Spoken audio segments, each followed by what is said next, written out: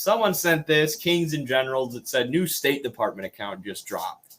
So we often cover and talk about and follow these history accounts or these geopolitics accounts on YouTube, like infographics, who do these really, really slick, really, really well produced and well edited videos about geopolitics and history. And they're presented as objective and fact-based. And in a lot of ways they are. They include a lot of facts and a lot of good history.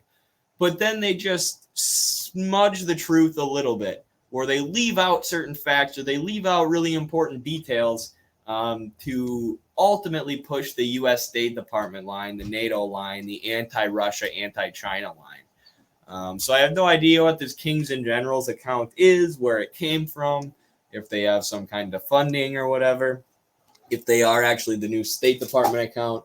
But either way, this is their little animated video, long animated video about Russia, China, and Iran.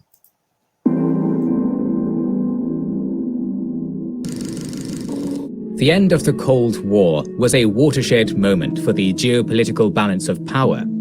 For the first time in centuries, a single state, the United States of America, was powerful enough to exert its influence everywhere in the world.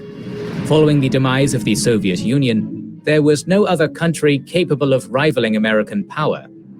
Despite this, states like Russia, China, and Iran have always opposed America's growing influence in their respective regions. And as the United States committed several strategic blunders in Iraq and Afghanistan, and failed to exercise a stabilizing influence in war-torn countries like Syria and Libya, it suffered a significant reputational blow. Sorry, I was responding to something in the chat quick. Strategic blunders in Iraq and Afghanistan, and failed to exercise a stabilizing influence in war-torn countries like Syria and Libya. Okay, I thought it said exerted a stabilizing influence in Syria and Libya. I'm like, what? And threw those countries into a disaster. No, this part, everything you said so far is pretty much correct. It suffered a significant reputational blow. Gradually, countries like Russia, China, and Iran, which opposed America's unipolarity, started becoming more vocal in their criticism of the post-Cold War international order. Today, we will examine if Russia, China, and Iran can deepen their relations and become a fully fledged alliance akin to NATO, or if their cooperation is situational. They don't want to be an alliance akin to NATO. They want a trade alliance. They want an alliance based on mutual development. Right? How many wars around the world, how many destabilizing wars have these countries been in? I mean, Russia more than the other ones, but they just said, the U.S. failed to play a stabilizing role in Syria. They destabilized Syria. Russia did the opposite. They helped stabilize things. And I mean, China did with their trade, but Russia actually sent troops to help Assad fight the extremist terrorist groups that the U.S. was dumping money and weapons and legitimacy into, groups like Jaish al-Islam and other just extremist groups who the U.S. basically welded together into a coalition of extremists that they called the Rebel Coalition. But that's what the U.S. has been doing all around the world. And as he just mentioned, Afghanistan, Iraq, Libya, and Syria, these countries have been trading with each other, right? Iran is engaged in some conflicts regionally, especially with Israel, that, again, the U.S. is dumping money and arms into so they can attack the U.S.'s enemies in the region, like Iran and Syria. But they're mostly engaged in disputes around their borders. Russia, the same thing. We were talking with Dan Kovalik, the interventions or the wars that Russia's been involved with have been in Georgia or Chechnya or Ukraine, all countries surrounding Russia. The U.S. is halfway around the world destabilizing Afghanistan, right? They're in the Middle East. They're in North Africa. They're in these countries that aren't even close to the U.S. That have a lot of lucrative resources that the U.S. is trying to gain access to. Right, and that the Syrian intervention and it's worth noting the Syrian intervention, the Libyan intervention were led by NATO, right? They were led by this coalition, this alliance of the U.S. and their allies in West Europe. So NATO is the one leading up imperialism and imperialist interventions nowadays. And to say that Russia and China and Iran are the same thing because they're forging stronger trade ties, because they're trading with each other more is not accurate, I would say. One such situation where relations can change quickly would be a conflict of nations. And what do you know, this video is sponsored by Conflict of 120. Should I play one of these games on the gaming stream? Should we like start as Cuba and conquer the world and make everything communist? It's only for the next 30 days. Gosh, so enough of this! First, let's examine the history of relations between these countries to understand their historical context. The Russian Empire was among the powers exploiting Imperial China's decline in the 19th and 20th centuries. The Soviet Union supported Mao in the Chinese Civil War, and following the communist victory, the countries enjoyed a short period of close friendship. But after Khrushchev's secret speech, the Sino-Soviet relations gradually deteriorated, and at one point escalated to an armed conflict on the border. Watch our Cold War video on these topics. After the collapse of the Soviet Union, relations between Russia and China have been— I don't even like hearing about the Sino-Soviet split. It makes me cry. Why do they have to fight? Why couldn't they create a united communist force against the imperialist West? But we learned from their mistakes, and now China's foreign policy is uniting everyone against imperialism because the Marxists in China learned from the mistakes of the past. Steadily improving, as their interests have aligned in many spheres. Russia and Iran have historically been rivals in the South Caucasus and the Caspian Sea region. But as Iran suffered from internal instability and turmoil, it could not contest the Russian and then Soviet dominance in the region. In the aftermath of the Islamic Revolution, Ayatollah Khomeini had no intention of being involved in the Cold War. Despite open animosity towards the United States, he saw the Soviet Union as the lesser Satan. But the collapse of the Soviet Union and the gradual anti-Western turn of Russia brought these two countries— The Iranian Revolution's important. I know it wasn't a Marxist revolution, right, or a working class revolution. It was led largely by students and by the religious clergy.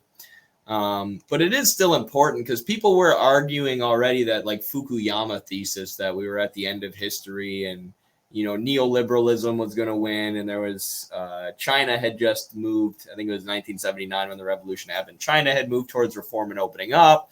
So they're like, everything's neoliberalizing and nothing's ever going to change politically. Neoliberalism's the best political system. And then boom, there's this Iranian revolution that overthrows the U.S. Shah.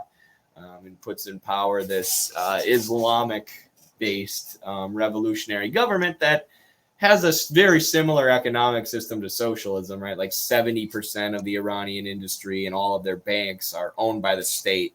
So it's not this finance capitalist dominated country, even though obviously there are things the Iranian government does that we disagree with and would rather have them be a communist government. It's still really important geopolitically to understand what the Iranian Revolution was and how that deposed a U.S.-backed leader. And they didn't jump right, like Iran didn't want to get involved in the Cold War. They didn't just jump in and start siding with Russia or the Soviets and China. But it did, like I said, depose a U.S.-backed leader and take away from the control that the U.S. had in that region. In West Asia and their control over Iran. Closer. Due to geographical distance, Iran and China did not have particularly notable ties throughout history. And similar to the Sino-Russian and Russo-Iranian relations, bilateral relations between Iran and China strengthened in the 21st century after China started positioning itself as a global player. This is when the bilateral relations between these countries became close and transformed into multilateral cooperation in some areas. In 1997, at the time when Russia was gradually abandoning its nascent pro-Western course and was growing unhappy with NATO expansion into its former... So this is good. Everything he's saying here is good. He mentions NATO expansion towards Russia, and he mentions that Russia was bending over backwards to serve the West. And the West continued to expand NATO. The West continued to be hostile and just try and treat them like a third world country to be exploited. And Russia eventually got sick of it. And that's how you get Putin. That's how Putin comes about as a political phenomenon. He says, you know, I'm going to make the Russian oligarchs invest in Russia. We're not going to be socialists. We're not going to be the Soviet Union. Marx and Engels were still wrong, blah, blah, blah. Lenin was bad. This is where we, of course, disagree with Putin, and where the communists in Russia disagree with Putin. But, you know, we need some economic nationalism. We need to, you know, control our own oil and gas, our own energy supplies, and industrialize Russia and rebuild a little bit after their economy was plundered by Western multinationals with the dissolution of the USSR, which created a human rights disaster for their people, by the way. People who had state-sponsored jobs and daycare programs and education and all these things that the socialist government provided for years that just went away overnight. And they were thrown into the realities of neoliberal capitalism, where you either sell your labor or starve and die, unless you can get some minor welfare programs enacted. But either way, this history right now that he's giving is pretty good. Eastern European satellites. And at the time, China was starting to contemplate transforming itself from an economic powerhouse into a geopolitical force. The nation signed a joint declaration on a multipolar world and the establishment of a new international order. There, Russia and China proclaimed their support for a new multipolar global order, based on respect for sovereignty, non-interference in each other's internal affairs, and the right of each country to choose its path of development in the light of its specific conditions, and without interference from other states. Doesn't that just sound incredible? Everything that they just laid out sounds like a good thing, right? I don't get how anyone can hear that. China and Russia want a multipolar world based on trade policies of mutual development. You scratch my bag, I scratch yours.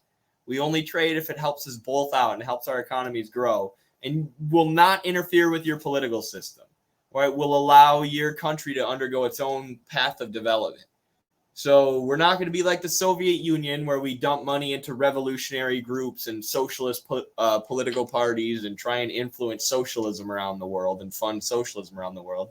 We're not going to do what the U.S. does and fund fascist groups and anti-communist groups and groups who kill and torture and murder socialists all around the world so that we can get U.S. puppet leaders and kleptocracies. We're just going to trade with countries and allow them to develop whatever political systems that they want. Right? You can critique that from a Marxist perspective. You can say that I prefer the foreign policy of the Soviet Union. And sure, I guess I wish the CPC was giving the Communist Party USA a bunch of money and support and stuff like that to build communism here. But that's not what they do. You know, they have this trade policy of complete non-interventionism. And who can disagree with that? Who can disagree with that framework as a way to go about foreign relations and foreign trade? And this is what I was saying earlier about China moving us into the future when it comes to foreign policy and when it comes to foreign relations and trade relations. This framework of complete non-interventionism and mutual development is so amazing, and it's allowed China to forge alliances with countries all around the world, even countries like Saudi Arabia, who had long been allies of the U.S., that nobody expected to move towards China. With this treaty and their policies, they have implicitly and explicitly opposed the existing global order, based on Western-supported notions such as human rights transcending borders, the rule of law, and democracy. So how are they against democracy and the rule of law by supporting non-interventionism and the right for countries to choose their own political systems? The right to choose their own political systems is anti-democracy? That's what democracy is, when you give the people the right to choose their own system. But human rights and democracy in the Western context, in the neoliberal context, which is very different from the Chinese Marxist context and the Marxist context that the Russians are very familiar with, democracy and human rights are just meaningless abstractions. They're just words. We're democracies, you're authoritarian dictatorships. We support human rights, you abuse human rights. So therefore, U.S. interests are above international law. The U.S. can go in and destroy states like they did in Libya and Iraq, even though it allowed terrorist groups to take over the country. Because, all they got to do is accuse these countries of being undemocratic or abusing human rights. And China and Russia is saying, no, the U.S. shouldn't be allowed to just go into Iraq and topple their government, or go into Libya and topple their government and allow Al-Qaeda and ISIS to rise to power and allow slavery to come back and allow these countries to turn into a disaster. These countries have the right to choose their own system. And the U.S. is saying that is against democracy and human rights. Letting people around the world choose their own political system is anti-democracy. Rule of law and democracy. In 2001, Russia and China signed the Treaty of Good Neighborliness and Friendly Cooperation, underscoring a strategic partnership between them on a broad array of topics, such as economic and trade relations. They have to make all these things sound nefarious. Like China and Russia signed the Happy Friendship Day love partnership that said they were going to trade Care Bears with each other. And then the U.S. is like, clearly they were attempting to undermine the interests of the United States and create a new authoritarian world order. Cooperation in the technology sphere and international relations.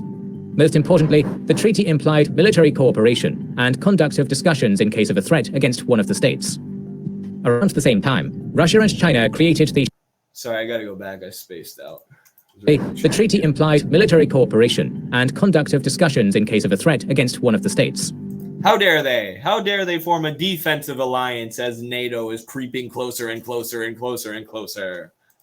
Around the same time, Russia and China created the Shanghai Cooperation Organization with Central Asian Kazakhstan, Kyrgyzstan, Tajikistan, and Uzbekistan. At its inception, this organization was focused on security-related issues, such as counter-terrorism, fighting separatism, extremism, and drug trafficking. Since then, the Shanghai Cooperation Organization has expanded to include major Asian powers like India, Pakistan, and Iran. The SCO has grown in prominence. So they're showing how China has brought all these countries into the fold. Even, former Soviet countries who may be apprehensive about entering an alliance with communist China or with Russia, they're still willing to do it because they see it's in their own interest. And China has this policy, which they don't break, of complete non-interventionism. We're not going to mess with your political system, right? We're just going to help you develop industrially.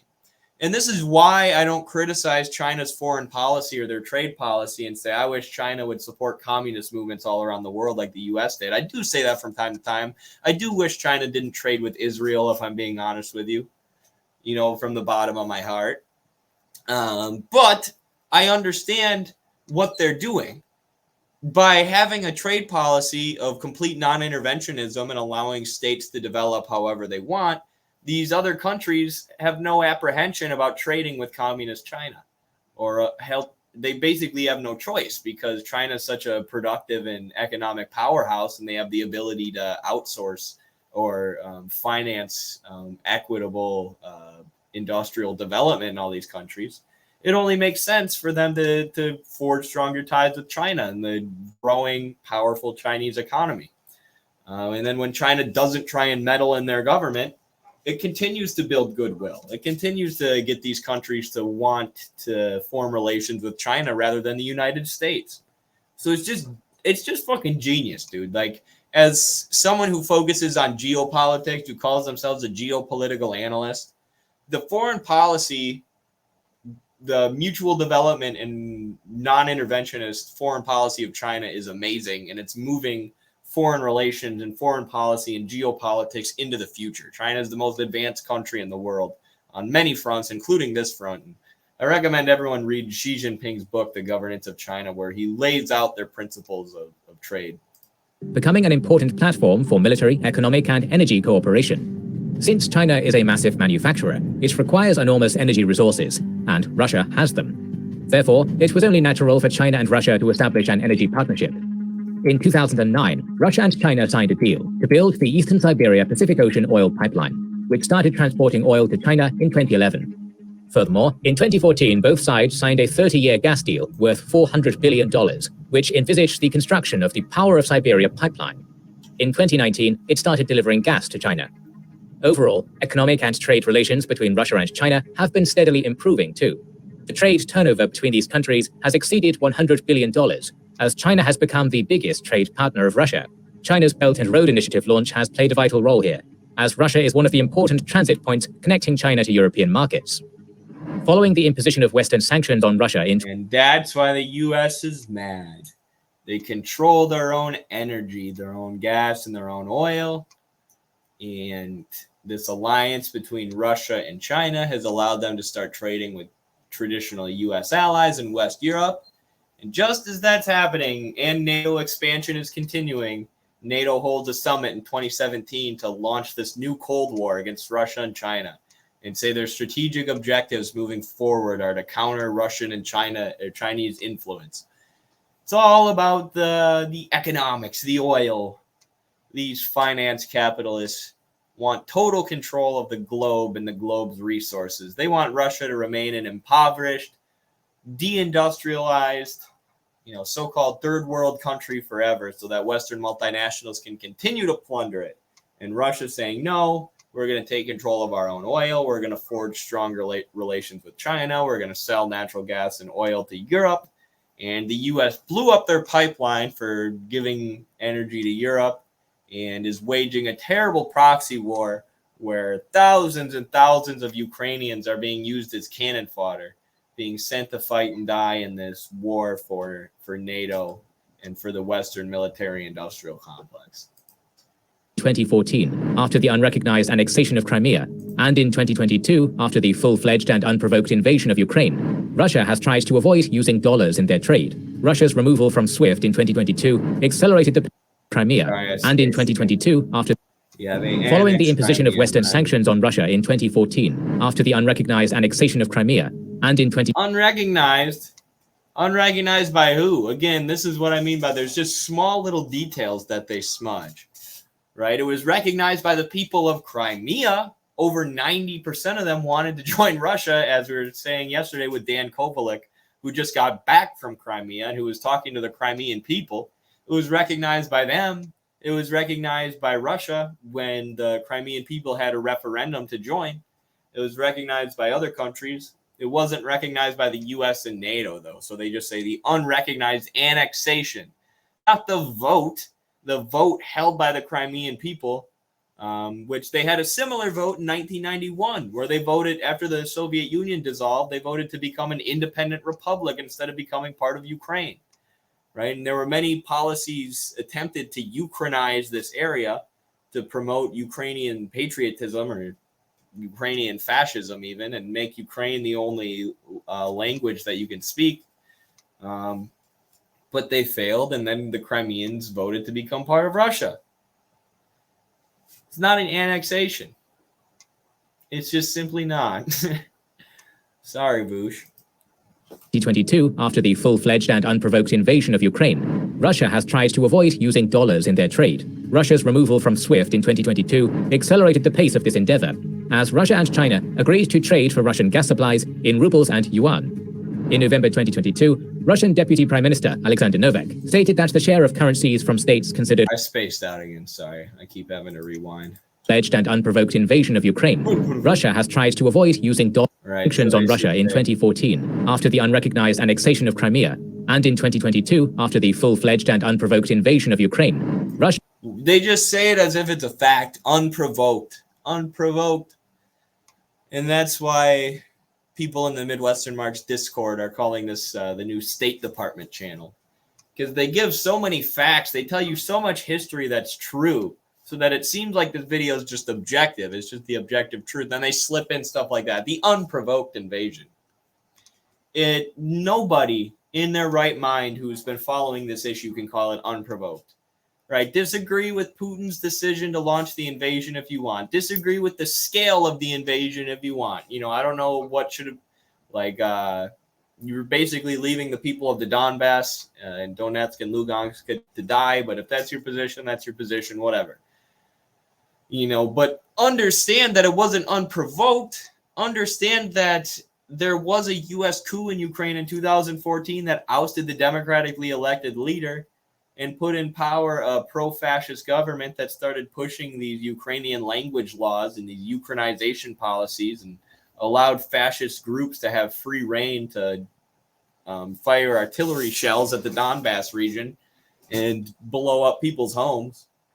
Right? There were 14,000 people who died. How can you call it unprovoked when there were 14,000 deaths?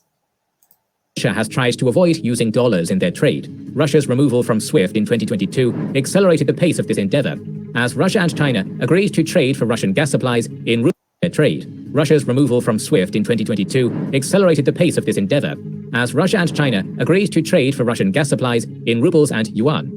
In November 2022, Russian Deputy Prime Minister Alexander Novak stated that the share of currencies from states considered friendly by Russia rose to 31% in the Russian foreign exchange market, with the yuan having the highest portion. Economic cooperation. Russia has Sorry, I tried missed to that avoid again. using I dollars need to really pay better attention here. in their trade. Russia's removal from SWIFT in 2022 accelerated the pace of this endeavor, as Russia and China agreed to trade for Russian gas supplies in rubles and yuan. In November 2022, Russian Deputy Prime Minister Alexander Novak stated that the share of currencies from states considered friendly by Russia rose to 31% in the Russian foreign exchange market, with the yuan having the highest portion. Economic cooperation and membership in the same organization are all well and good, but any strategic alliance arguably cannot be possible without significant military cooperation, and Russia and China have been developing just that in recent years. So what? So what? The U.S. has military cooperation with every country in West Europe and every NATO country. They have military cooperation with Canada. Except our military cooperation is used to do things like invade Iraq, which there were Canadian troops sent to Iraq. There were freaking Swiss troops sent to Iraq, even though they're supposedly neutral. There were British troops in Iraq, obviously. Tony Blair repeated the lie about weapons of mass destruction. We have military alliances, strategic alliances that are going around the world and toppling foreign governments and leaving them and their countries in a disaster, where terrorist groups are taking over. But then when these two countries that are right next to each other, that are both being openly targeted by NATO, who continually is expanding to their borders and training up and arming fascists on their borders, when they want to form a defensive strategic military alliance, that's a step too far. They're only allowed to trade. Well, and they only have been trading for the last decade. But now that they want to have some military cooperation, of course they want to have military cooperation. Look at the U.S. military bases surrounding China as I'm typing that into Google. Imagine for a second that the U.S. was doing this, that Russia or China were surrounding the U.S. with bases like this. Right? Or imagine if Russia or China toppled the same way that the U.S. did in Ukraine. If they toppled the Canadian government or the Mexican government and replaced it with a fascistic anti-U.S. coup government and then started amassing troops right on the U.S. border, you don't think we would act at all? You don't think we would start, forging a defensive military alliance? I mean, if that happened, the U.S. would just invade instantly. Right? They would be far more aggressive than China and Russia have ever been.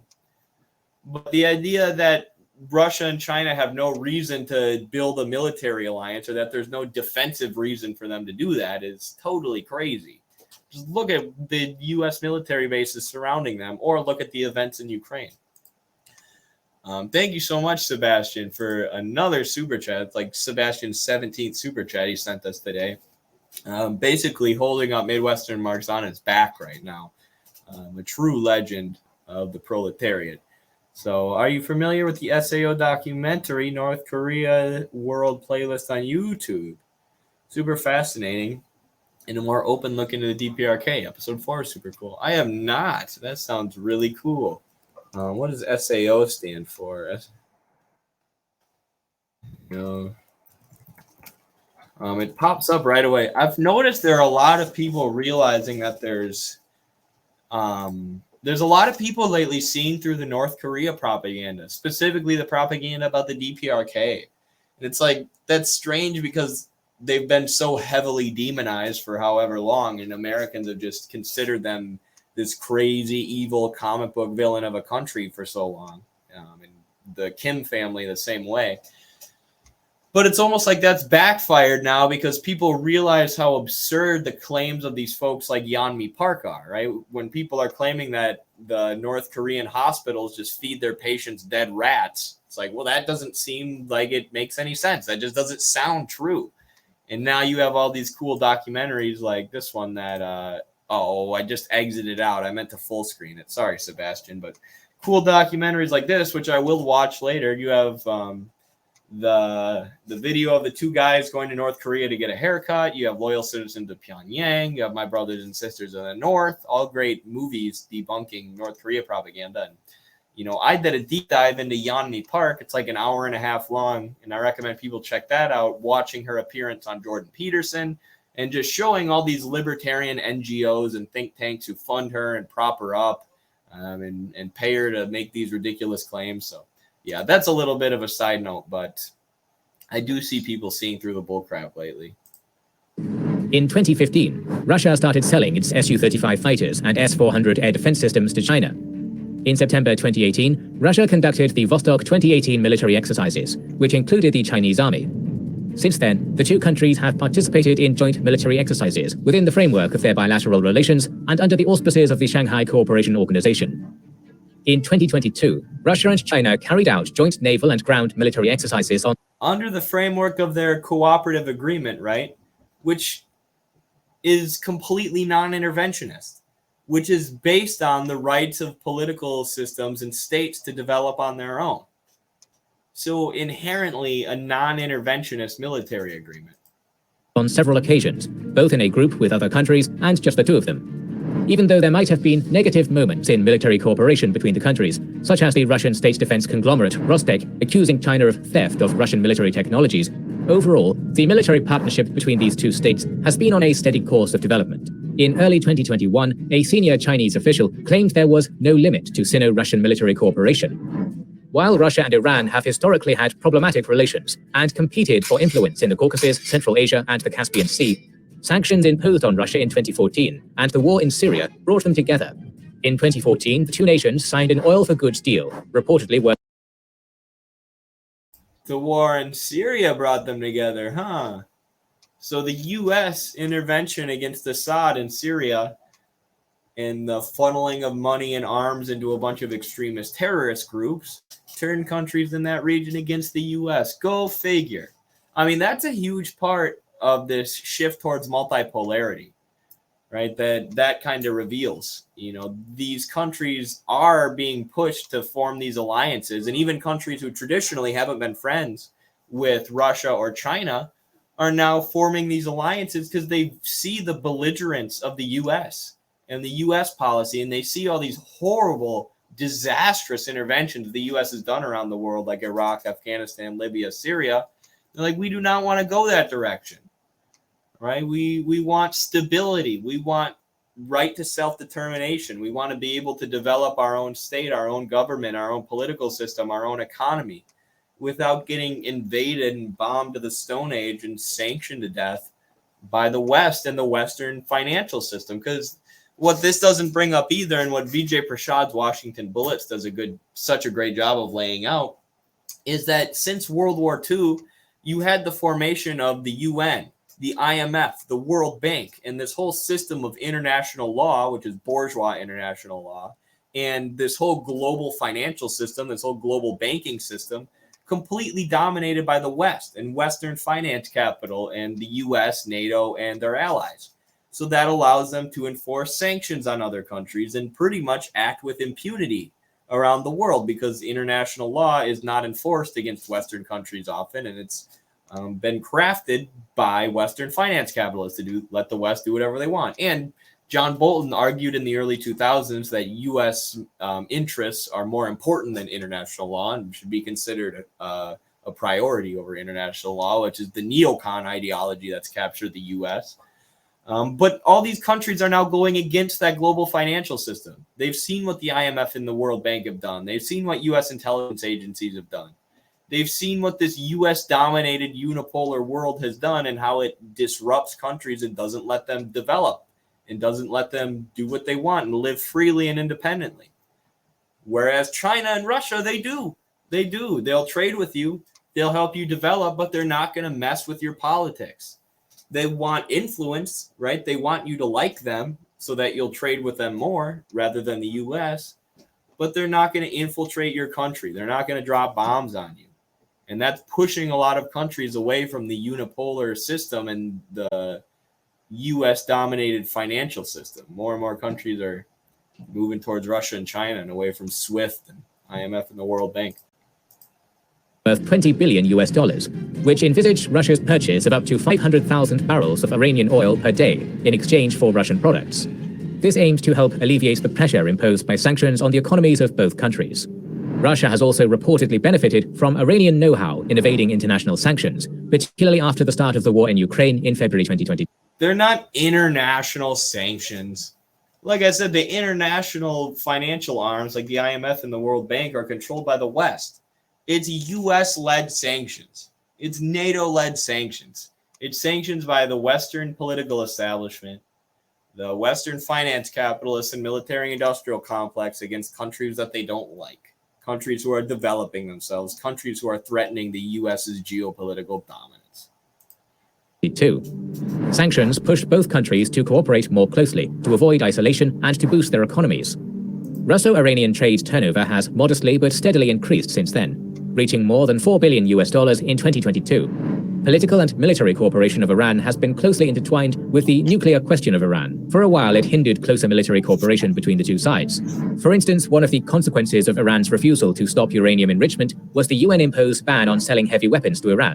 So that was the part that pissed me off and made me realize I had to make a video about this.